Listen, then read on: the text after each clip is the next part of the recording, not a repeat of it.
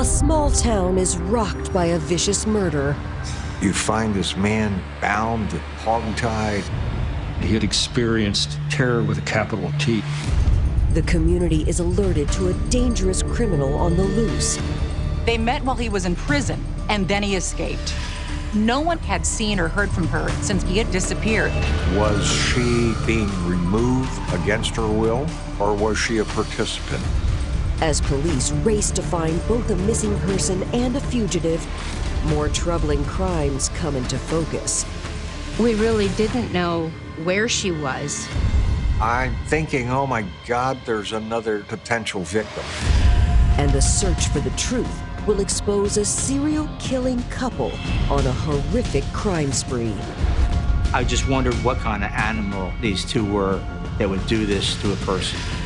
She said that he forced me to do it. I didn't want to, and I was just going along because I was scared of him.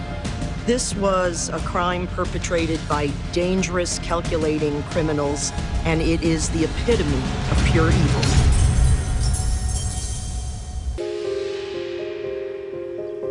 Lebanon County, Pennsylvania is known for its small-town charm. Lebanon County is a relatively small county as far as population is concerned. Its total population is about 140,000 people. You don't have to worry about your children. You didn't have to worry about walking down the street. This was small town USA.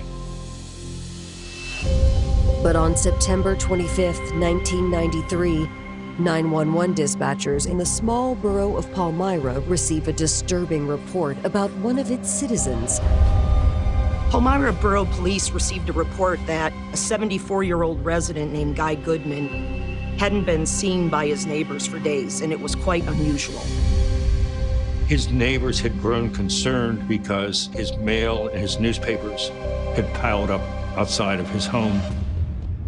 Following up on the call, an officer with the Palmyra Borough Police Department arrives at Mr. Goodman's address to perform a welfare check. From the outside, the home appears dark and quiet. When the officer arrived at Guy Goodman's apartment, he was able to look through a window and saw that the place was in disarray. He then went to the front door, which was unlocked, and as soon as he opened it, he was just confronted with a horrible smell. The stench was overwhelming. By the time you get into the house, it was so bad that breathing was difficult. There had been some sort of disturbance inside. There was a vase that was broken. On the flooring in the hallway was a fair amount of blood. It was streaked as though something had been drugged from the hallway. The officer follows the blood trail to a door and down a flight of stairs to the basement, where he is met by a gruesome sight. When the officer went down into the basement, he found what looked to be a body, tightly wrapped in a bedspread. While most of the body is concealed, it appears the victim is deceased. His head was covered, but his one hand was, you could tell, was showing signs of decomposition. The officer calls back to the police department and requests the homicide unit to arrive on scene because he believes he's found the remains of the missing homeowner, Guy Goodman.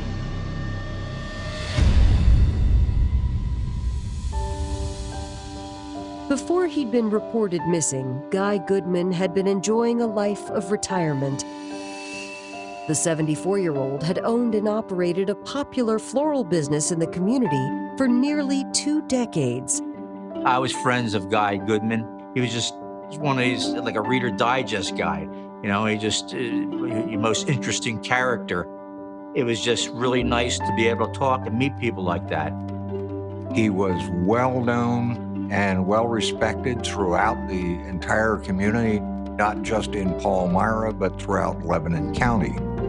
He was divorced and he lived alone. He had 2 grown children from that marriage who he raised in Lebanon County. His neighbors had nothing but kind things to say. Said he was a very generous man.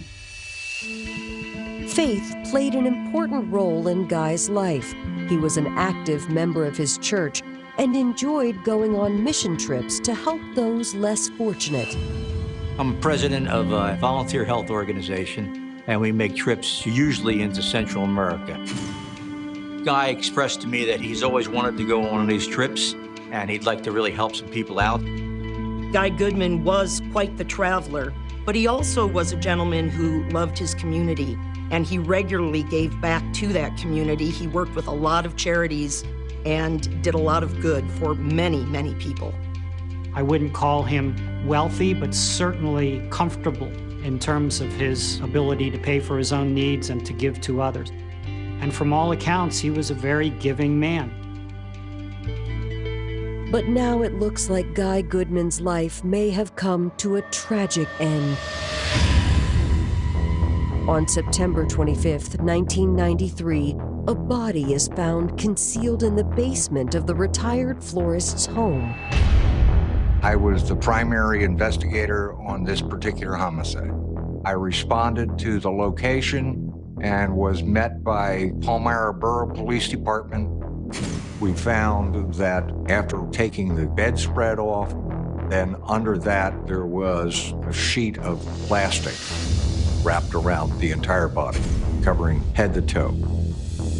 Decomposition makes visual identification impossible, but detectives make a few key findings. He had 8 bindings on various portions of his body. There was a cord around the neck used to bind the hands behind the back, and then that cord went further down and was used to tie the legs together so that it was basically hog-tying the victim. He had a plastic bag over his head, so if he tried to wiggle free, he would use up the oxygen quicker. As detectives were examining the remains, it became clear that he had been beaten in the back of his head. It was covered in blood. It was obvious that this man died a horrific death. Despite decomposition, the coroner is able to use dental records to identify the victim. Authorities were able to positively ID the remains as belonging to Guy Goodman. We were able to determine the body had been dead for at least a week. Based on the multiple bindings and the bag left covering the victim's head, authorities conclude the cause of death to be asphyxiation. We kept any knots that were utilized to bind him intact. Those items were collected along with the wrappings that were around the body. Inside the main level of the home, investigators have uncovered evidence of a brutal attack. We went through the house, just get an overall picture of what areas of the house may have been involved in the crime. Detectives surmise the struggle had ended in the foyer, where the killer had hit Guy over the head. There had been some sort of disturbance inside. There was a vase that was broken. There was blood at the back of the hallway, going back through the living room. Evidence suggests the killer tied Guy Goodman up with items found in the home. Some of the drawers in the kitchen were partially open. It was obviously that some lights had been plugged in using extension cords. Those extension cords were initially missing, and the cord was missing from the phone. Investigators suspect that after dragging Guy Goodman to the basement, the killer ransacked the residence. Mr. Goodman's car was missing from the driveway, and there were also items missing from inside of his home. Checks were missing, and they were also unable to find a credit card that had belonged to Mr. Goodman. So that immediately got them thinking, this is the motive. It was robbery. One of the first things that police did was to contact the bank and contact the credit card company and put a trace on the use of any checks or credit cards. In the meantime, detectives continue their search of Mr. Goodman's residence. They note that every exterior door and window appears to be intact. There was no sign of a forced entry. It wasn't somebody who broke into the door or broke a window and crawled into the apartment. There was no sign of that. And that was obviously a clue that the perpetrator was probably somebody that Guy Goodman knew. Coming up, the case to find Guy Goodman's killer takes an unexpected turn when authorities discover a connection to a local prison. Guy Goodman had actually signed up to go into the prison and help out, mentor troubled youth. Guy was trying to help him and turn his life around. And police face a race against the clock to catch a criminal at large. He was granted a conjugal visit evening furlough. According to the prison's sign-out sheet, he never signed back in. In Palmyra, Pennsylvania, authorities are investigating the murder of retired florist Guy Goodman when they uncover evidence that Guy had likely invited the killer into his home. That theory gains momentum when detectives observe the kitchen table. I noted that there were 3 cups sitting on the table. It looked as though 3 people had been sitting and having coffee or tea together prior to this, so it appeared as though whoever was involved was an invited guest into the home. The number of cups also suggests that there may have been 2 perpetrators involved in the attack. One of them was likely Guy Goodman, so it only stood to reason that the other 2 belonged to guests that Mr. Goodman had in his home prior to his death. As CSIs process the home for fingerprints, detectives head outside to speak with Guy's neighbors, who are devastated by the news of his death. He was a nice guy, a nice old man. Everybody liked him. I mean, why would anybody hurt this little old guy? I mean, it's especially talking about as brutal as it was. We have a man whose background is one of a community leader, an individual who's loved. While neighbors can't think of anyone who might want to harm the 74-year-old, police turn to the forensic evidence for clues. One of our detectives was able to develop some latent prints. Investigators checked the prints against the local database. They immediately got a match. A man in the local arrest criminal system named Bradley Martin. It's a name that police in Lebanon County law enforcement immediately recognize. Bradley Martin was a 21-year-old inmate at the Lebanon County Prison, and he had been reported missing from the prison about a week earlier. Bradley Martin was awarded a 2-hour pass to leave the prison on September 15th, but when he was supposed to return, he never came back. But what possible connection did a missing inmate have with Guy Goodman? When authorities check the jail's visitation logs, they get an answer. In fact, there were visitations, several visitations by Mr. Goodman to Bradley Martin at the Lebanon County Correctional Facility. Guy Goodman had actually signed up for a program that allowed him to go into the prison and help out, mentor troubled youth. That is how he first connected with Bradley Martin, through his willingness to volunteer. Bradley met him through that program. Guy was trying to help him and turn his life around. Is it possible that Bradley had killed Guy Goodman after escaping the jail? Police dig into Bradley Martin's background to get more intel on the fugitive. He came from a good family. The mother was an executive secretary to one of the top officials at Hershey Foods. Father was a teacher at Milton Hershey School for Underprivileged Children. They are good, salt-of-the-earth, hardworking people. Despite his positive upbringing, Bradley had fallen in with the wrong crowd as a teenager. He was in and out of trouble at various times through all of his teens. He started using alcohol, he started using drugs. A repeat thief, Bradley had been in and out of jails numerous times. He had previously served time for a burglary, but was busted for a parole violation not long after his release. He was serving 23 months on the parole violation.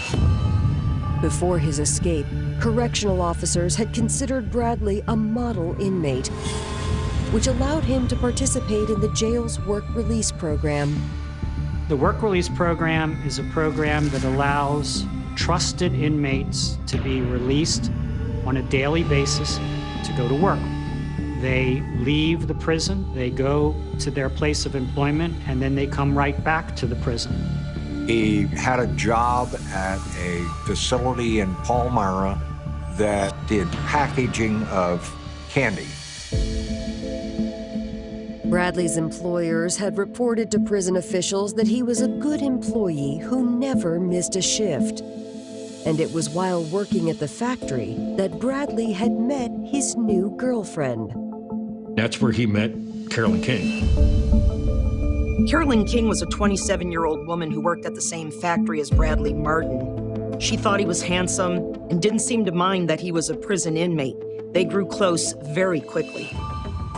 More than a week earlier, on September 15th, Bradley Martin had used a 2-hour pass, a weekly perk of his work release program, to meet Carolyn. As part of that work release program, because of going to work and returning regularly without any infractions, he was granted a conjugal visit evening furlough. That's something they earned, as long as they followed all the rules. According to the prison sign-out sheet, Bradley Martin had planned to meet Carolyn King, but he never signed back in. Bradley Martin was reported as absconding from the Lebanon County Prison on September 15, 1993. Guy Goodman's body was found on September 25, 10 days later. That led us to start thinking that Bradley Martin may have been involved in this particular matter. Detectives immediately put out an APB for Bradley Martin, along with a description for Guy's missing vehicle. They also begin searching for Bradley's girlfriend. Police were able to get Carolyn King's address from the packaging factory. They went to her residence. She wasn't there. No one at work had heard or seen Carolyn since Bradley disappeared, so police didn't know if she helped him escape, if he possibly kidnapped her, or if she was in danger. In Lebanon County, Pennsylvania, authorities are searching for 21-year-old Bradley Martin and his 27-year-old girlfriend, Carolyn King, after Bradley's fingerprints are discovered in the home of 74-year-old murder victim, Guy Goodman. Based on Bradley Martin's prior criminal record, it didn't seem far-fetched that he could have targeted Guy Goodman for his money and attacked him at his home on September 15th when he left the prison. With Carolyn King missing, police wondered what, if anything, she had to do with Guy Goodman's death and whether she was with Bradley Martin. What we didn't know was what was Carolyn King's involvement. To find out more about Carolyn and where she might have gone, detectives dig into her background and learn the 27-year-old had recently moved to the area. We were able to find out that Carolyn was originally from Virginia, and we were able to determine that she was married.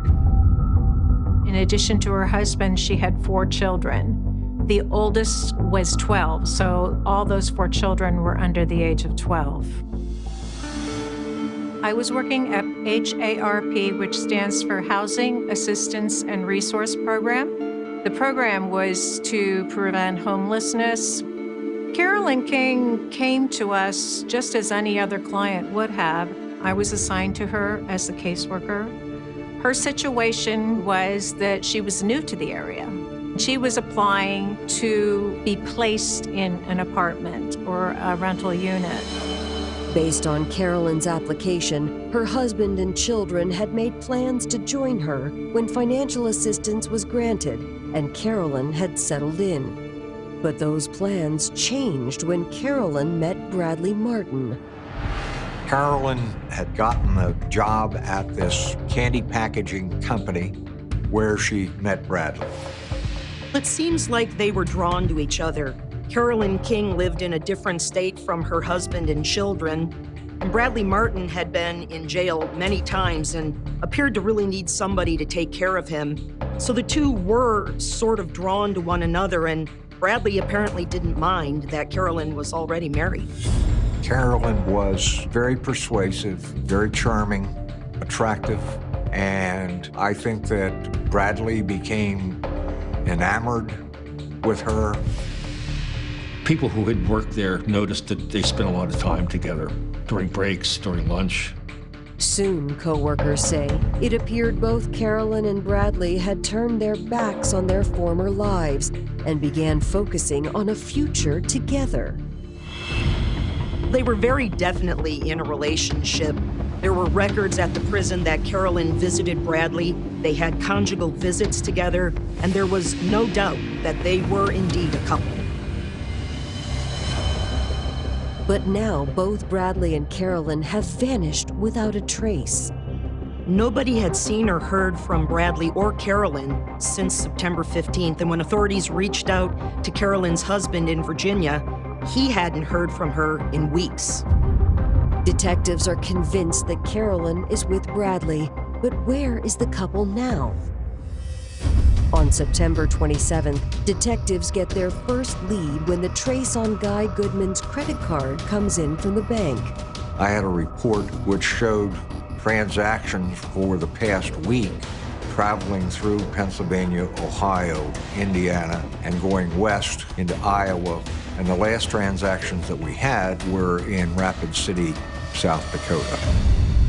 Somebody went on a cross-country shopping spree courtesy of a dead man. Detectives reach out to the businesses where the credit card had been used and provide a photo lineup to the clerks. We had gotten her photograph, put a photo array of 8 photographs of Caucasian males, approximately the same age, 8 photographs of black females, approximately the same age. Within the hour, detectives receive a positive identification. The clerks identified Martin and King as the people who were in the store. Both Bradley and Carolyn were together and making the purchases, each one utilizing the credit card. At this point, police don't know what to make of Carolyn's involvement. Was she with Bradley willingly, or had she been forced to go along on the road with him? Investigators interviewed some of the store clerks at some of the places where the pair had been, and they all reported that she seemed completely normal and not in any distress. Most of the clerks described her as the talker. She was described as friendly, engaging, even bubbly. But police lose the couple's trail when they learn a hotel clerk in South Dakota had put a hold on Guy Goodman's credit card for suspicious activity. One of the hotels identified Carolyn King as having attempted to check into a hotel in Rapid City utilizing a driver's license of Guy Goodman with her photograph on it and Guy Goodman's credit card. The clerk typed in a code on the credit card usage, which then automatically stopped the use of the credit card. The clerk confirms that Bradley Martin was also there and that the couple had quickly left the hotel after the clerk threatened to report them. As a result, Rapid City, South Dakota Police Department indicated that they were going to begin a search in Rapid City to attempt to locate Bradley and Carolyn in case they were still there. It isn't long after Rapid City PD begin their search that investigators receive an update from Guy Goodman's bank. Some of Guy's checks had been used at a hotel across state lines. The checks were written to hotels and/or businesses in Bismarck, North Dakota. I contacted the Bismarck Police Department to advise them who we were and what assistance I was asking of them. But what the Bismarck Police Department says next turns the entire investigation on its head. The detective who I was speaking with advised me that he wasn't certain how much information or how much help that they could be because they were busy with the fact that there was a woman missing from a hotel in Bismarck. As they're telling me the name of the hotel that the woman is missing from, I'm looking at a check written to that hotel on Guy Goodman's check, obviously having been passed by Bradley or Carolyn. I'm thinking, oh my God, there's another potential victim. Coming up, detectives race to track down Carolyn King and Bradley Martin before it's too late. We don't know whether she's alive, whether she's deceased. We knew that time was of the essence. And the search for the couple leads to a dangerous high-speed pursuit. During the chase, he leaned out of the car, and the officer could see that he had a gun. Pennsylvania detectives have just traced suspected killer Bradley Martin and his girlfriend Carolyn King to a North Dakota hotel when they learn a guest at the same hotel has gone missing. I need to get to Bismarck as quickly as I can to find out if there is a connection as to the time periods when Bradley and Carolyn may have been at this hotel. Does it coincide with this missing woman? Once in North Dakota, Lebanon County detectives join forces with Bismarck police and the FBI, who share details of their missing person, 59-year-old Donna Martz. Donna Martz worked as a tour bus guide for a company stationed out of North Dakota. The tour company would have visits to different places in the United States. And she loved it because she was a people person. She loved being around people. She always had a smile on her face. Detectives learn that Donna is a resident of Rock Lake, North Dakota, but was in Bismarck following the conclusion of her latest bus tour. I came home on Saturday night, September 25th, and there was a message on the answering machine, and it was Mom, and it was, "Hi, I'm back. I'll call you when I get home. I love you." It's a 4.5-hour drive, 5 hours, for her to drive home. So she was going to spend the night and go home the next day. But according to her family, Donna never returned to Rock Lake. She didn't call. And it's like, well, this is really strange. So I tried calling, phone rang, no answer. When the family contacted the hotel, no one there had seen Donna or her vehicle. I just got this terrible feeling. I just went from my head to my toes. Donna's family had immediately contacted North Dakota police, who then released an APB for Donna's car. Now, with Pennsylvania authorities and the FBI joining the case, they begin tracking Donna's financial activity. The task force got a report that a credit card of hers was utilized in the western part of North Dakota, in the opposite direction of where she would have been traveling from Bismarck. We were able to watch the video, and we were able to positively identify Bradley Martin and Carolyn King, both utilizing Donna Martz's credit card. The same day, authorities make another telling discovery. At the same time, the Sheriff's Department locates Guy Goodman's car across the river in the next county from Bismarck. Inside the car, they found fingerprints of Martin and King. We begin to put out the information to other police departments to the west, to the north, and to the south. At that point, we weren't certain where they were. Authorities theorized that Carolyn and Bradley had dumped Guy Goodman's car and taken Donna's. But is Donna with them now? We all know that there is a clock ticking for Donna Martz. The manhunt for the couple is broadcast on news stations nationwide. Several of the offices broadcast information about their wanting Bradley and Carolyn and the information on Donna Martz's car. More than a week later, on October 5th, the media frenzy pays off. A California highway patrolman spotted the car outside of San Diego. The patrolman is able to confirm that there are two individuals inside the vehicle matching Bradley and Carolyn's descriptions. When the officer spotted the vehicle, he was able to get close enough to make visual recognition that it was Bradley Martin and Carolyn King. He radioed for backup, but at that point, Bradley and Carolyn realized they were being followed. And a pursuit began.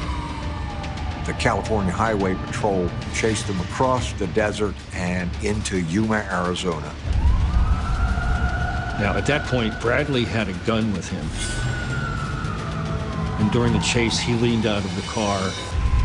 Before Bradley had a chance to point the gun at the officer, Carolyn, who was driving, made a turn, and the momentum pushed him back into the car. They were at an intersection and went through the intersection and bang. The chase ended when they were involved in an accident. Both Bradley and Carolyn were taken into custody. Unfortunately, there's no sign of Donna. At that point, then we still didn't know where Donna was, and they wasn't telling at first either, where they had left Donna. We're just trying to find where she is and hope that she's alive. We knew that time was of the essence. With their suspects in custody, the task force sits down with Carolyn King on October 7th. Right off the bat, Carolyn King denies any knowledge of Guy Goodman or Donna Martz and says she has nothing to do with any of this. With the evidence stacked against her, FBI agents pressure Carolyn to give up Donna's whereabouts. That's when Carolyn confirms authorities' worst fears. Carolyn admitted that she had been there when Bradley kidnapped Donna Martz, and then she told detectives that Donna was already dead. Bradley had wound up murdering her outside of Elko, Nevada. But Carolyn insists she had no part in any of Bradley's rampage, including the murder of Guy Goodman. Carolyn told authorities that Bradley had killed Guy Goodman, and she says she was forced to flee Pennsylvania with him. Carolyn admits that she and Bradley had often talked of running away together as they bonded at work. Carolyn told the FBI agents that they wanted to get away. They wanted to be together. But their plans had taken a turn for the worst when Bradley suggested they rob Guy Goodman. Bradley knew that Mr. Goodman had money. Mr. Goodman had tried to mentor Bradley to try to get his life straightened around. So he knew he could get into his home easily. According to Carolyn, on September 17th, the couple went to Guy's home during Bradley's 2-hour release from jail. Carolyn said Guy invited them into his home upon their arrival, and Bradley said that he had been released early from jail. He asked Guy Goodman for money, but Guy refused to help him. Bradley became upset and hit Guy Goodman. Martin smashed a vase on top of Guy Goodman's head. He lay on the ground bleeding. Carolyn says that Bradley had ordered her to collect cords around the home so they could tie Guy up.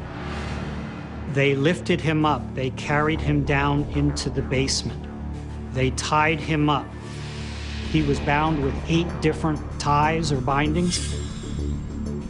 Bradley taped a bag over Guy's head and then wrapped him up in a comforter where he slowly suffocated. Carolyn told the FBI agents that she was afraid of Bradley and that Bradley had hit her, and she was afraid he was going to do something to her. She said that he forced me to do it. I didn't want to, and I was just going along because I was scared of him. According to Carolyn, Bradley then scoured the home for cash before they fled in Guy's car. After a few days on the road, they realized that police would be monitoring Guy Goodman's credit cards. They were also running low on checks. By the time they made it to North Dakota, Bradley decided they needed more money and a new vehicle. They was looking for another victim to take, and it just happened to be Donna. They had watched her carrying her bags and knew that she was alone. They decided they were going to take Donna Martz and take her car and utilize her credit card to continue traveling.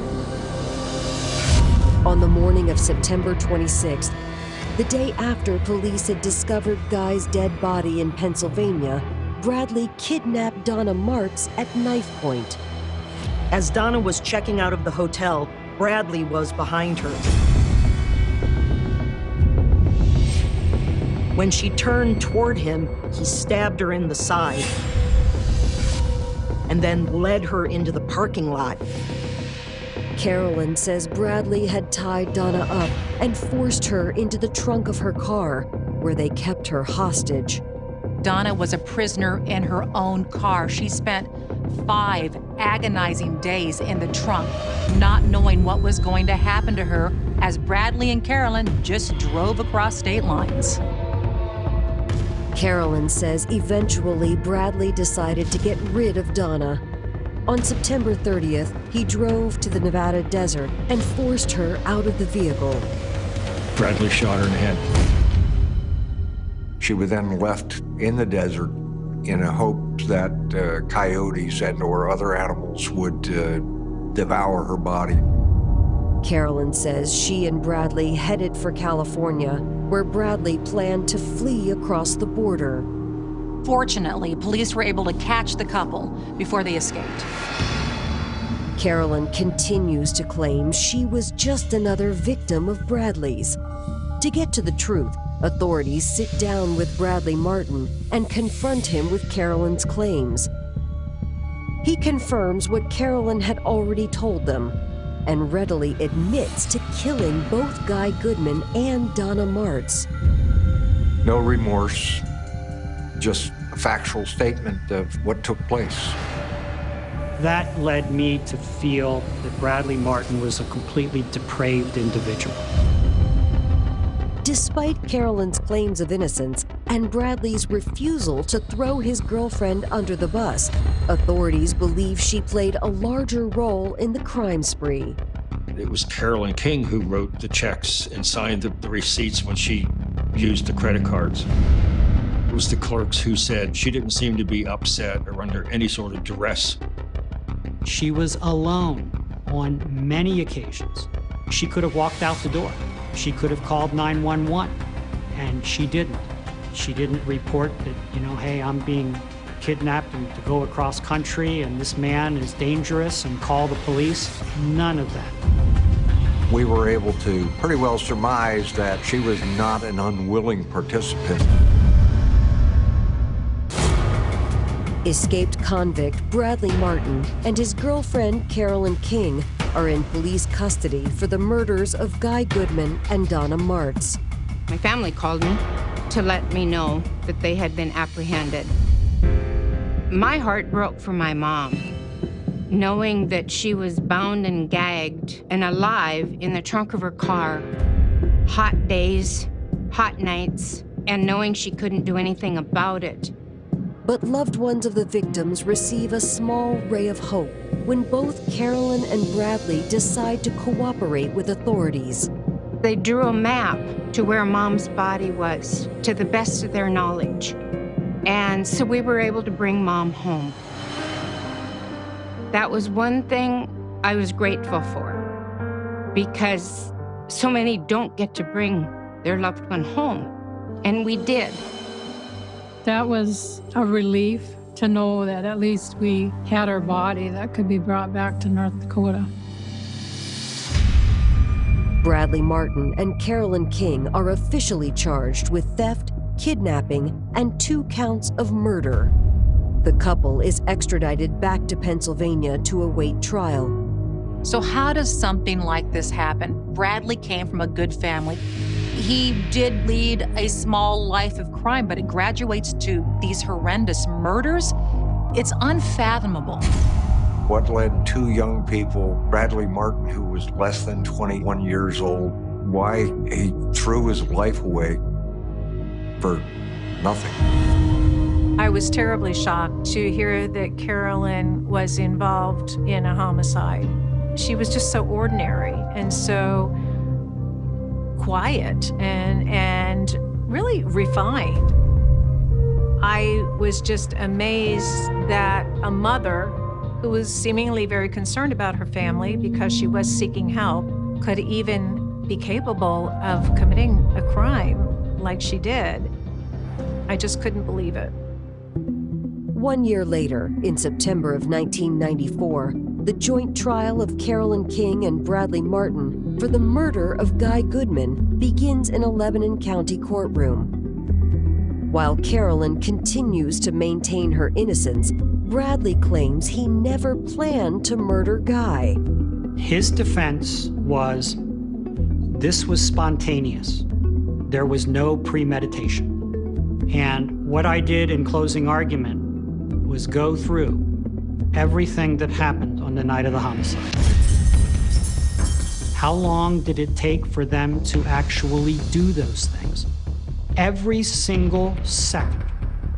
They could have stopped, they could have untied him, they could have called an ambulance, and they did not. So every single second was a second of premeditation. And ultimately, that argument was bought by the jury.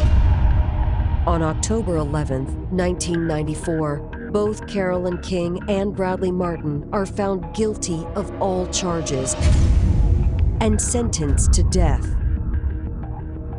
Following their convictions in Pennsylvania, Bradley Martin and Carolyn King plead guilty to the murder charges against them in Nevada.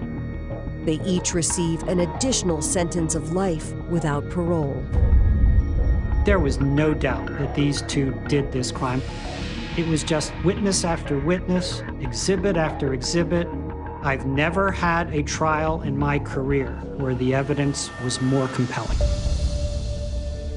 I think one of the biggest questions is, why was Carolyn King involved? She didn't have the same type of criminal background as Bradley, but she obviously felt incredibly attracted to Bradley.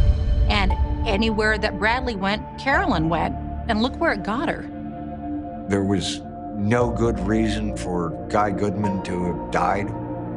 There was no reason for Donna Martz to have died.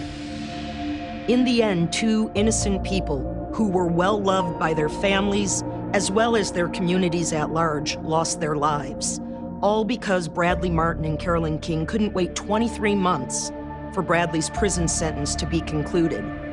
It is the real tragedy of this story.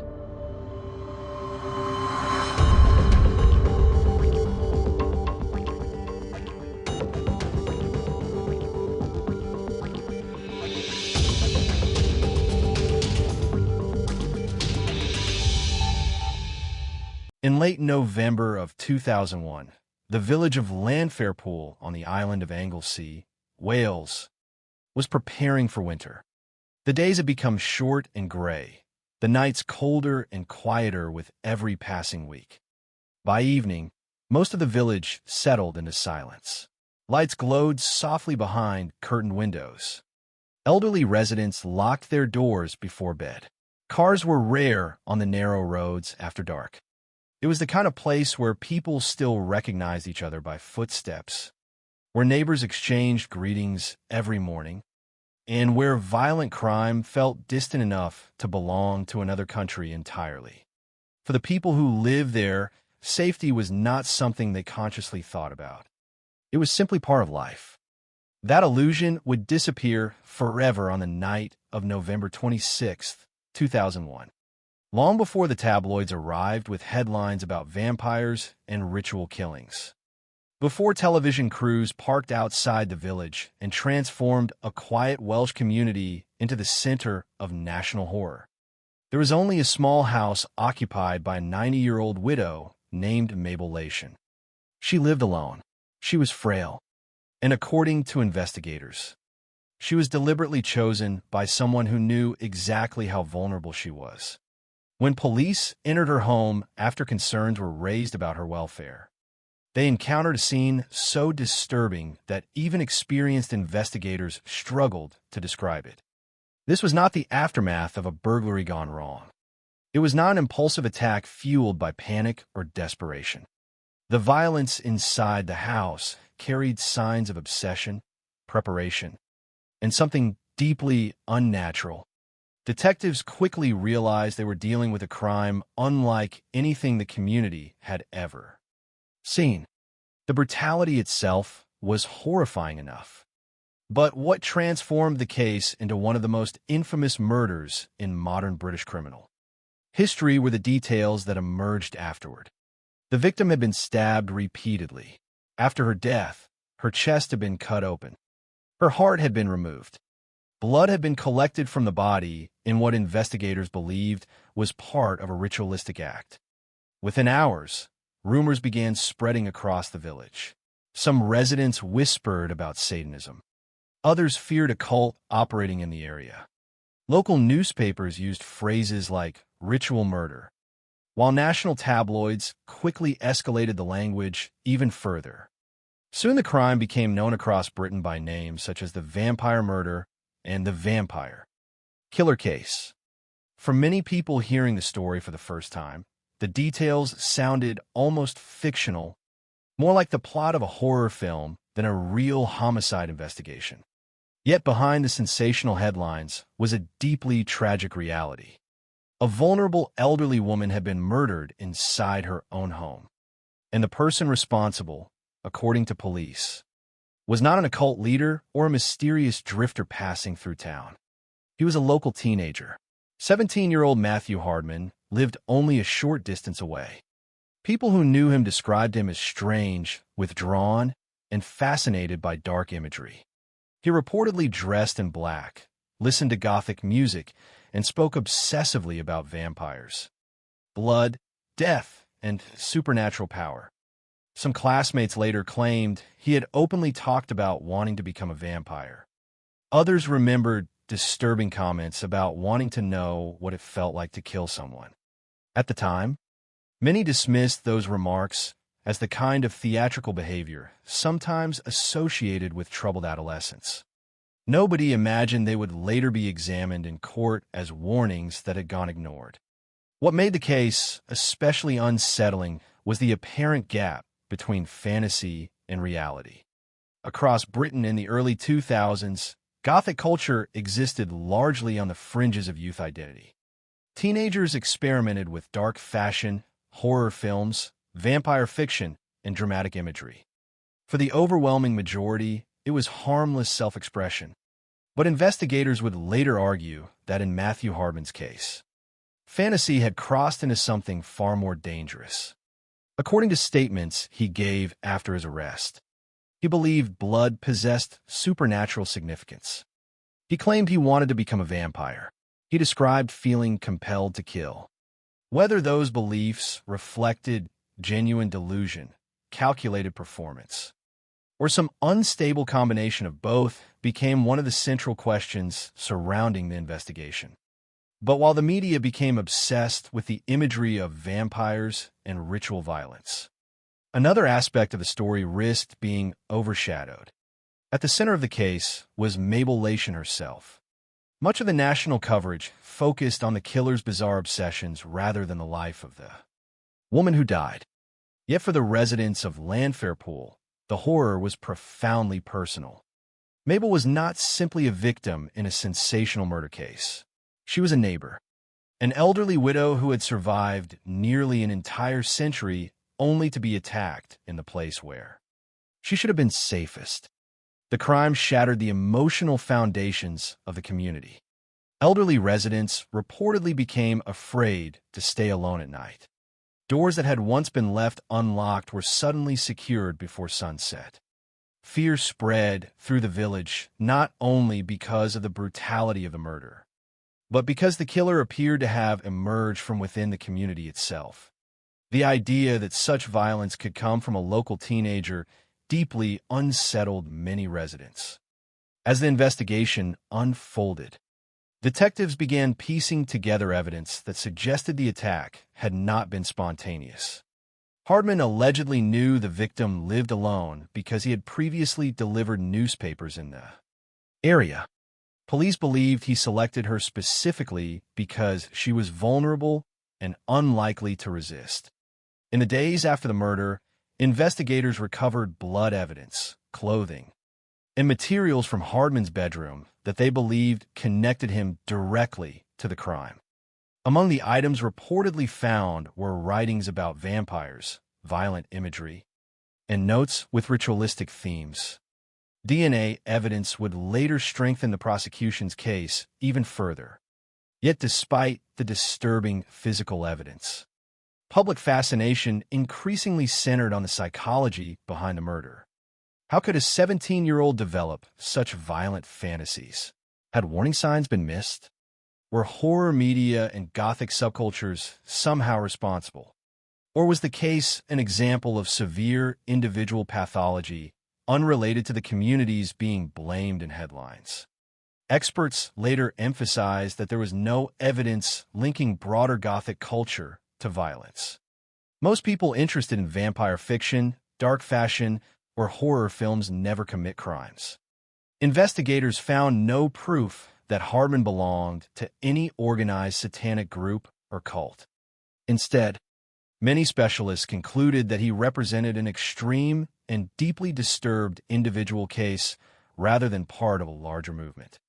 Even so, the murder intensified anxieties already present in Britain during the early 2000s concerning youth violence, mental health, and the influence of violent media on teenagers.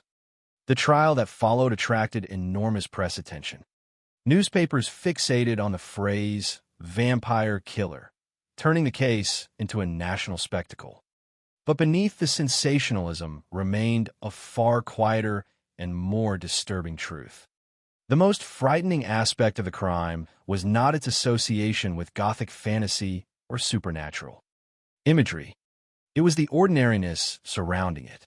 The killer was not a mythical monster. He was not hiding in shadows beyond society's reach.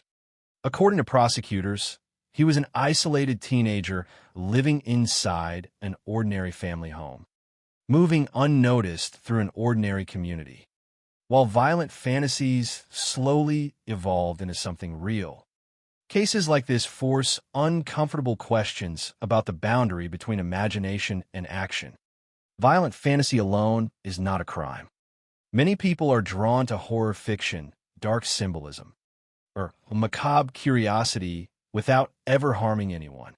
But occasionally, in rare and deeply troubling circumstances, obsession begins to consume identity itself.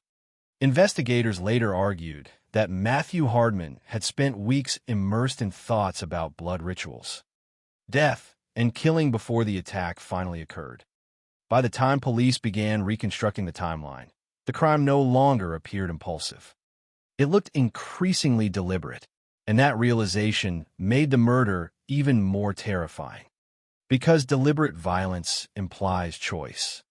As this story unfolds, the details become increasingly disturbing. But beyond the headlines and sensational labels lies something more important to remember. This was not a fictional horror story. It was a real homicide involving a real victim whose final moments became the subject of public fascination. In many ways, the media attention surrounding the case risked transforming the killer into the central character while reducing mabelation to a symbol. The reality is far simpler and far sadder. A 90-year-old woman lost her life in an act of extraordinary brutality. A small Welsh community lost its sense of safety. And Britain became transfixed by a murder that seemed to emerge from the collision of adolescent obsession, violent fantasy, and human vulnerability. More than 2 decades later, the case remains one of the most disturbing crimes associated with so-called vampire killings in British criminal history. Not because of supernatural elements or occult mythology, but because it demonstrated how terrifyingly real violence can become when obsession is allowed to grow unchecked behind closed doors. Before the murder transformed Llanfairpwll into a headline associated with horror and ritual violence, it was simply a quiet Welsh village where people expected life to move slowly. The village sat on the island of Anglesey in northwestern Wales, surrounded by cold coastal winds, narrow roads, and the kind of close-knit familiarity that often defines small rural communities. People recognized each other at local shops. Elderly residents still lived independently in homes they had occupied for decades.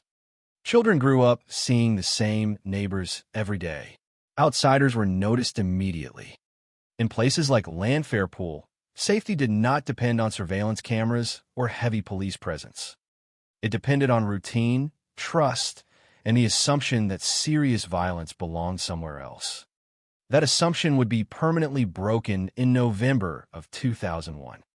At the center of that tragedy was 90-year-old Mabel Lation. In many accounts of the case, her identity became overshadowed by the sensational language surrounding her killer. Newspapers focused on phrases like vampire murder and ritual killing, turning public attention toward the bizarre psychology of the crime itself. But before she became part of a notorious criminal case, Mabel Lation was simply an elderly widow living alone in the final years of her life. Neighbors reportedly described her as kind, quiet, and harmless. She belonged to a generation shaped by endurance and routine. By the age of 90, she had lived through events that reshaped the 20th century. She had outlived wars, political upheaval, and enormous social change. Like many elderly people in small communities, her world had gradually become smaller over time. Daily life likely revolved around familiar habits, familiar rooms, and familiar faces.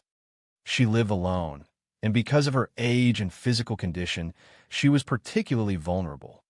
Yet vulnerability in rural communities is often softened by trust.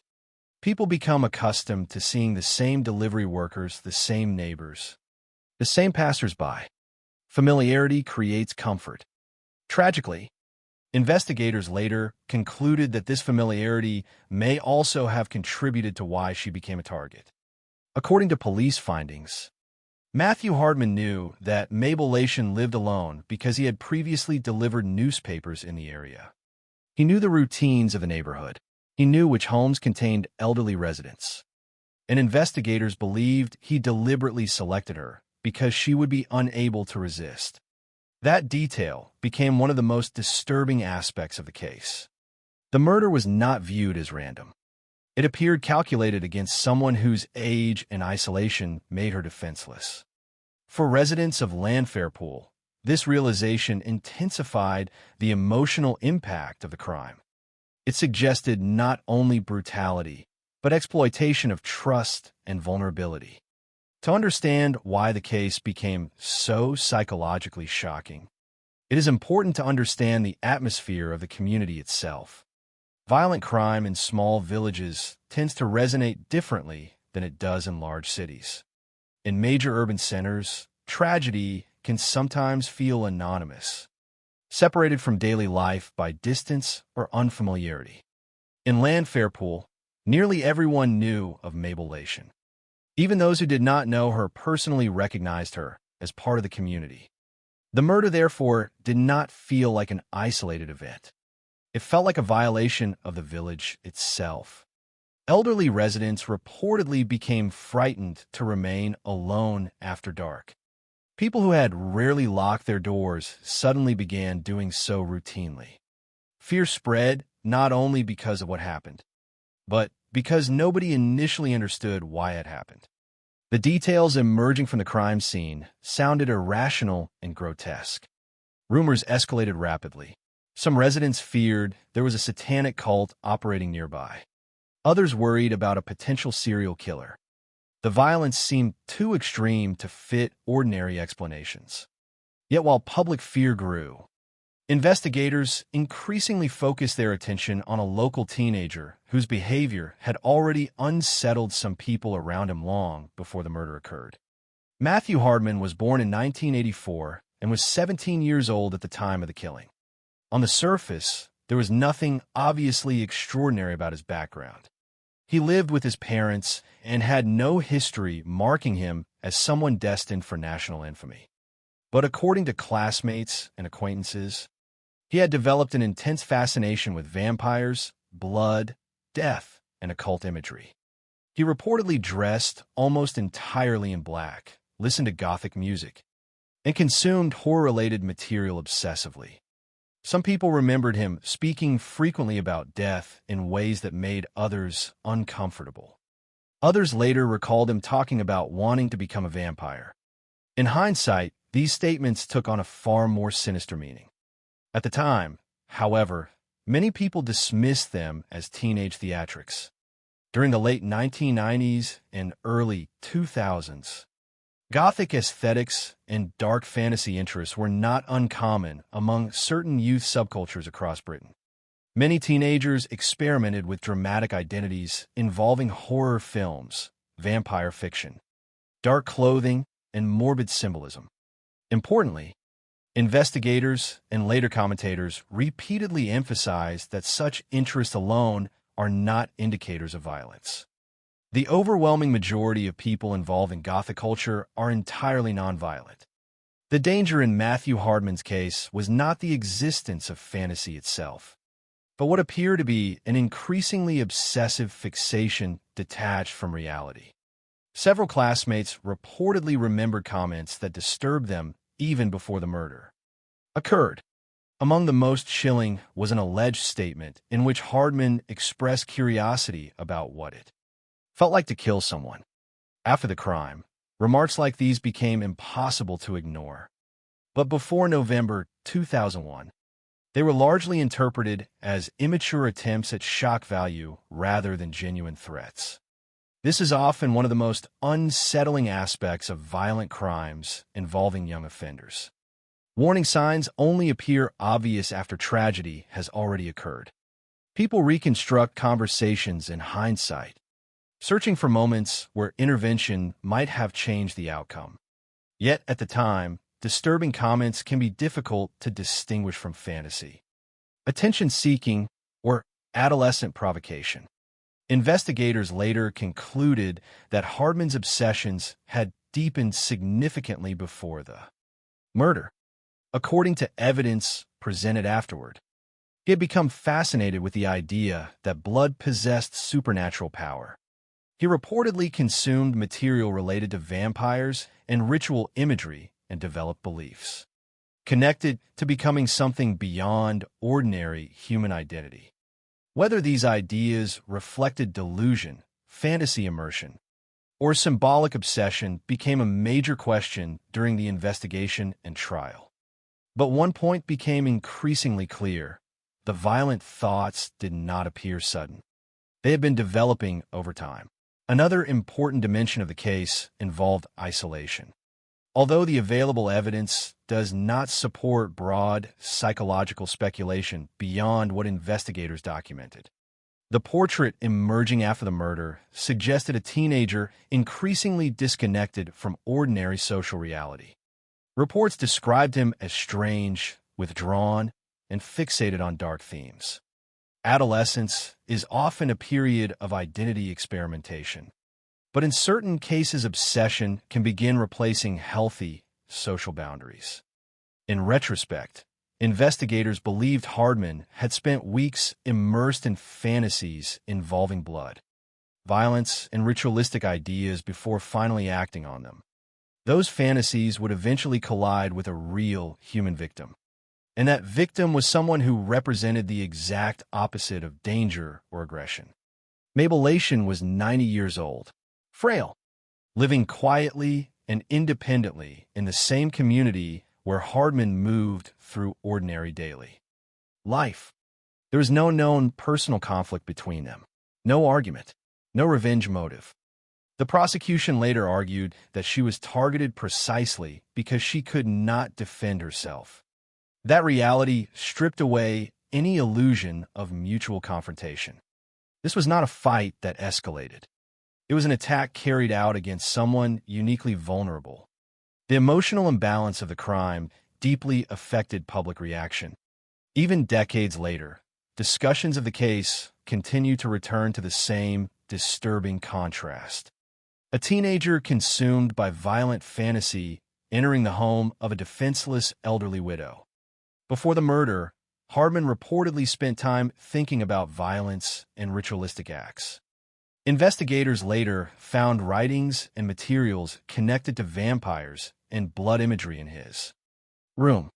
Friends and classmates would later describe his behavior as increasingly unsettling in the period leading up to the crime.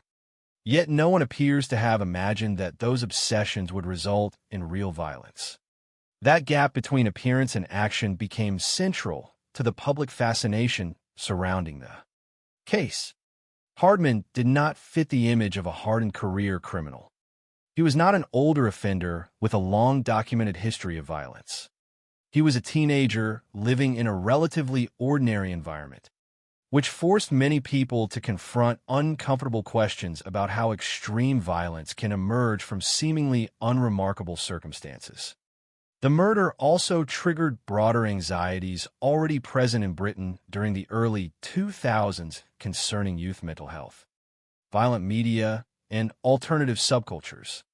Tabloids quickly emphasized the vampire aspect of the crime, sometimes presenting Gothic aesthetics themselves as inherently dangerous. Experts later criticized these portrayals, stressing that there was no evidence linking wider Gothic communities to criminal violence. In reality, the case appeared rooted in individual pathology rather than organized ideology or cultural movements. Investigators found no evidence that Hardman belonged to an actual satanic cult. The ritualistic elements of the crime seemed connected instead to his own distorted obsessions and fantasies. Nevertheless, public panic frequently oversimplified those distinctions. Fear often seeks visible symbols, and in this case dark clothing, horror imagery, and vampire mythology became easy targets for sensational interpretation. But behind the media panic remained two far more important human realities.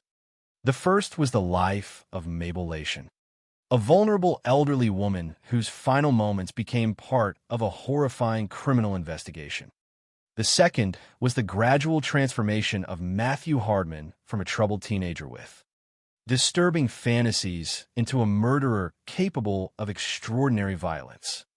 The collision of those two lives in November 2001 would permanently alter an entire community and create one of the most infamous so-called vampire killings in British criminal history. By the evening of November 26, 2001, the atmosphere across Llanfair Pool had already settled into the stillness typical of late autumn in rural Wales. Darkness arrived early on Anglesey during that time of year. The roads became quiet long before midnight. Curtains closed against the cold. Most residents retreated indoors as temperatures dropped and damp coastal winds moved across the island. Inside her home, 90-year-old Mabel Lation was alone, following what was likely an ordinary evening routine. Nothing in the available evidence suggests she expected danger that night. There were no reports of threats, no indication she feared someone was watching her, and no sign that she anticipated becoming the target of one of the most disturbing murders Britain would see in the early 2000s. But according to investigators, somewhere else in the village, 17-year-old Matthew Hardman had already made preparations. By the time he left for Mabel Lation's home, police later believed the violence had been building in his imagination for weeks. Investigators would eventually conclude that the murder was not spontaneous. Evidence suggested planning, fixation, and deliberate intent. Hardman reportedly prepared dark clothing, gloves, and a kitchen knife before leaving home. These details became crucial because they pointed toward forethought rather than impulse. Prosecutors later argued that the crime emerged from an escalating obsession involving blood, death, and fantasies connected to vampires and ritual violence. In the period leading up to the attack, Hardman had reportedly immersed himself in writings and imagery related to supernatural ideas about blood and transformation. According to statements later given to police, he believed consuming blood could grant power or somehow change him into something beyond ordinary human identity. whether he literally believed such ideas or used them to construct a personal fantasy world remains difficult to determine completely. But investigators concluded that the symbolic meaning of blood had become deeply important to him before the murder occurred. That distinction mattered because it suggested the violence itself carried personal meaning beyond simple homicide. The journey to Mabel Lation's house was not long. Hardman knew the area well. He had reportedly delivered newspapers nearby in the past and understood the routines of the neighborhood. He knew Mabel lived alone.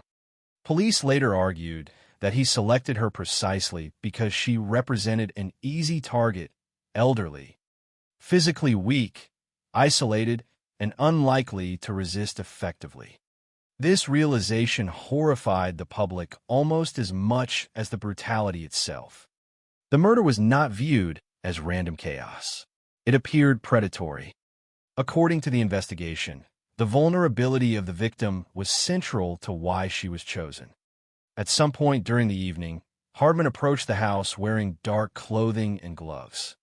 Investigators later determined he entered through a door that was not securely locked.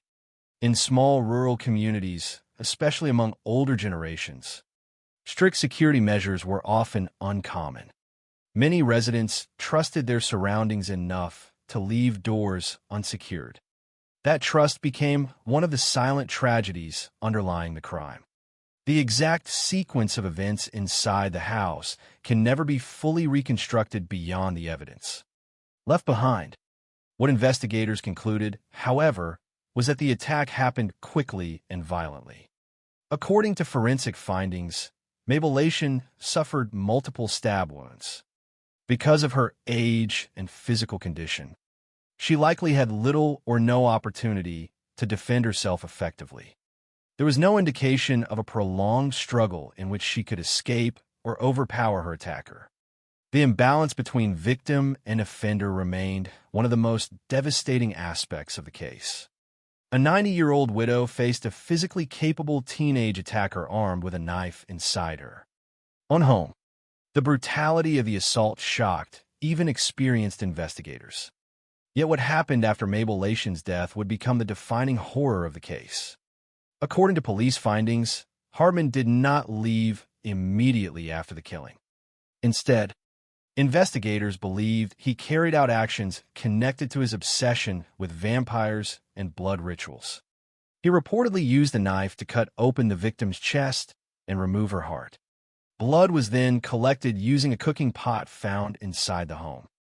Detectives later stated they believed Hardman intended to drink blood as part of what he viewed as a ritualistic act, though aspects of his later statements reportedly changed over time. Whether he fully carried out that intention remained unclear in some accounts. But the symbolism itself became central to how police interpreted the scene. This was not treated as ordinary post-mortem mutilation. Investigators believed the acts were connected directly to the offender's fantasies surrounding vampires and supernatural transformation. The condition of the crime scene deeply affected those who entered it. Reports described large amounts of blood, signs of extreme violence, and evidence of actions continuing after death. One investigator would later describe it as among the most horrifying scenes he had encountered in his career. Even hardened detectives reportedly struggled with the emotional impact of what they saw inside the small house. The contrast between the peaceful rural setting and the savagery of the violence created a profound psychological shock.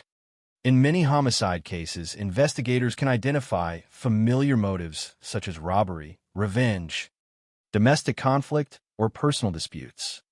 Here, the apparent motive seemed entangled with fantasy, obsession, and symbolic violence that made the crime especially difficult for the community to process.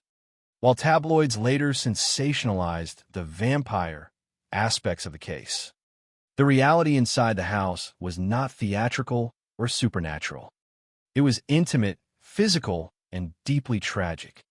A vulnerable elderly woman had been murdered in terror and isolation. Everything else came afterward. Once the attack was over, investigators believed Hardman attempted to return to ordinary life. According to the evidence later presented, he left the house, returned home, and tried to conceal aspects of what had happened. Reports indicated he washed clothing and hid evidence connected to the murder. These actions became important during the investigation because they suggested awareness of wrongdoing.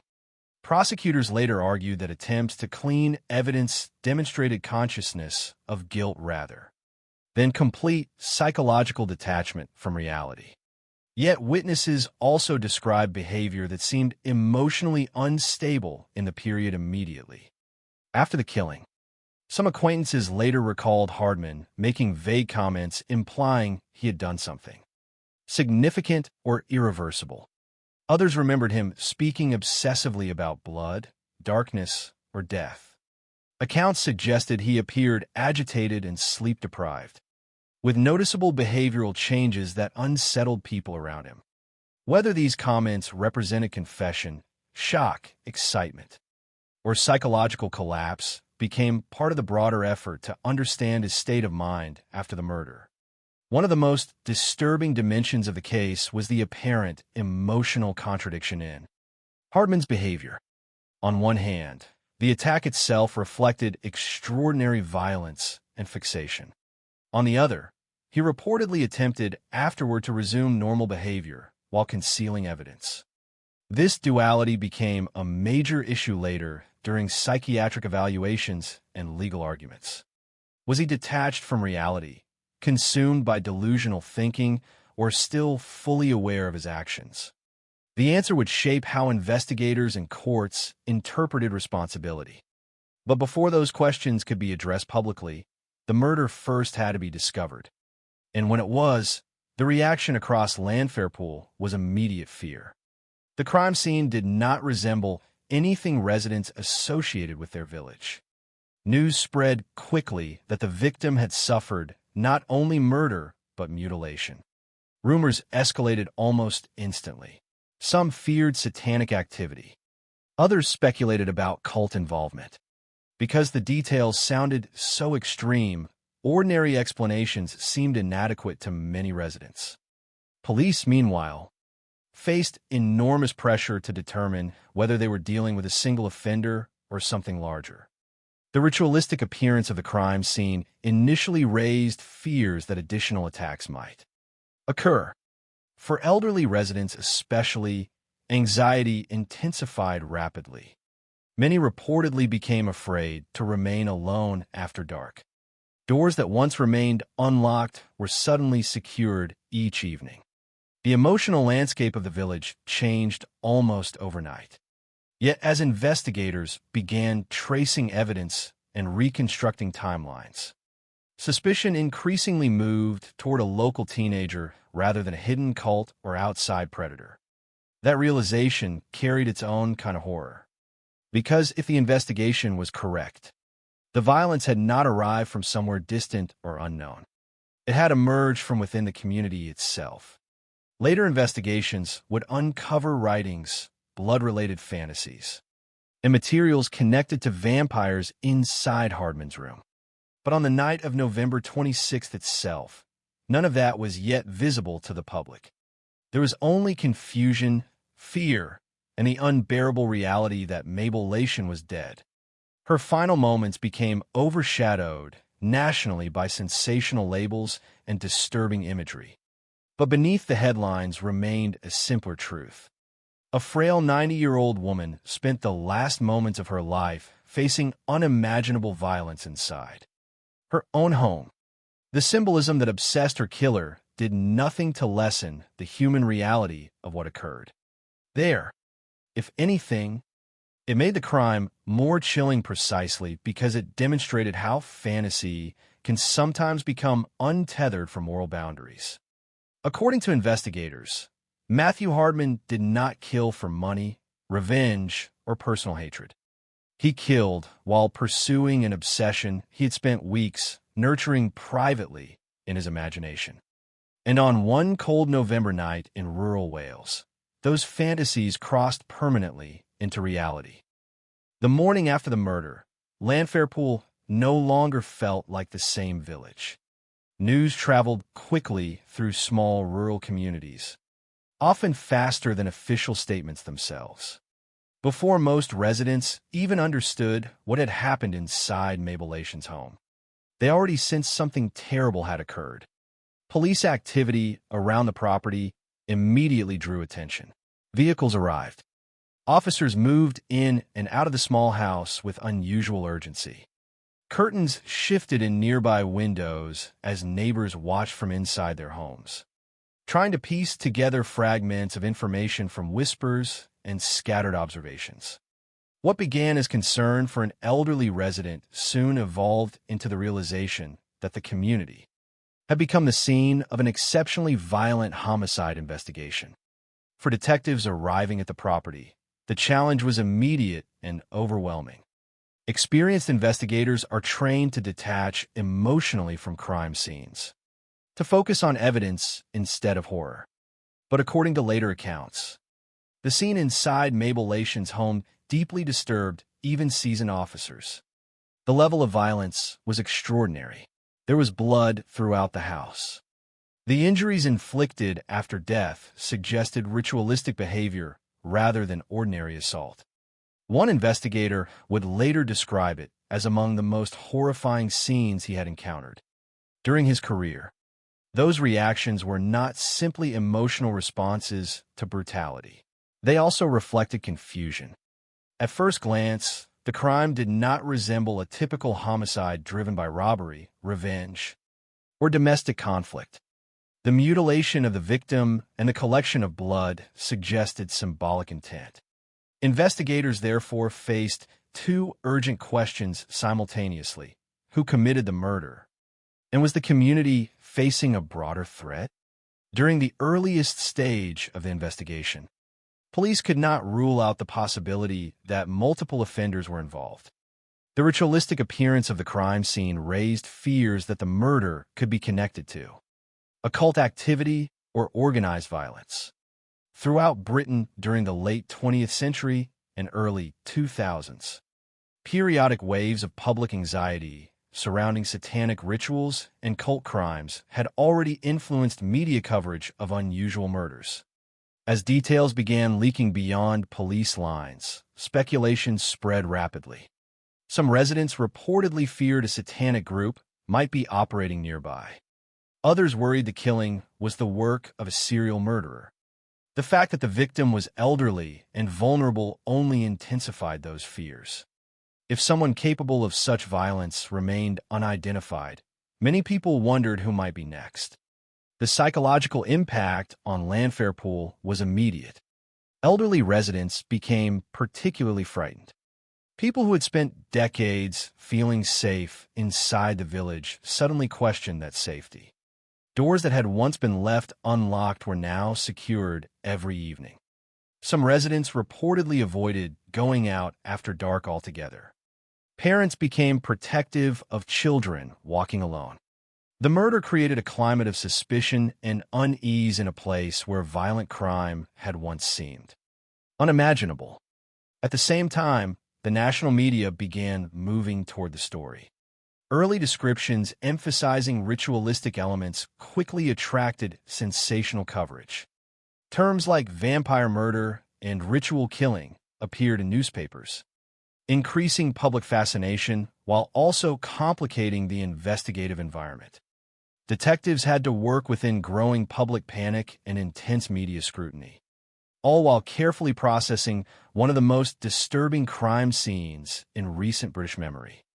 The initial phase of the investigation focused heavily on forensic evidence. Detectives worked to reconstruct the sequence of events inside the house, determine how entry occurred, and identify any physical traces left behind by the killer. Because there was no immediate indication of forced entry consistent with professional burglary, investigators began considering whether the offender might have been familiar with the victim or the neighborhood. This line of thinking became increasingly important as detectives learned more about Mabel Lation's daily life. She lived alone. She was elderly. And according to investigators, she would have appeared vulnerable to anyone who knew the area well. As officers expanded their inquiries, they interviewed residents, neighbors, and individuals connected to the community. In small villages, investigations often depend partly on behavioral observations because people notice unusual activity quickly. Detectives reportedly began hearing descriptions of a local teenager whose fascination with death and vampires had already made some people uncomfortable before the murder. Matthew Hardman's name gradually emerged during this process. Initially, it was not necessarily because witnesses directly connected him to the crime scene. Instead, investigators became increasingly interested in his behavior, his known obsessions, and statements he had allegedly made before and after the murder. Several people reportedly recalled disturbing comments involving blood, death, and killing. Some remembered him talking about becoming a vampire. Others recalled remarks about wanting to know what it felt like to kill someone. On their own, such comments did not prove involvement in homicide. But combined with the unusual nature of the crime scene, they attracted police attention quickly. Investigators also learned that Hardman had previously delivered newspapers in the area where Mabel Lation lived. That detail carried significant weight. It meant he likely knew she lived alone and understood the layout of the neighborhood. Detectives increasingly considered the possibility that the victim had been selected deliberately because of her vulnerability. As suspicion narrowed, forensic evidence became even more critical.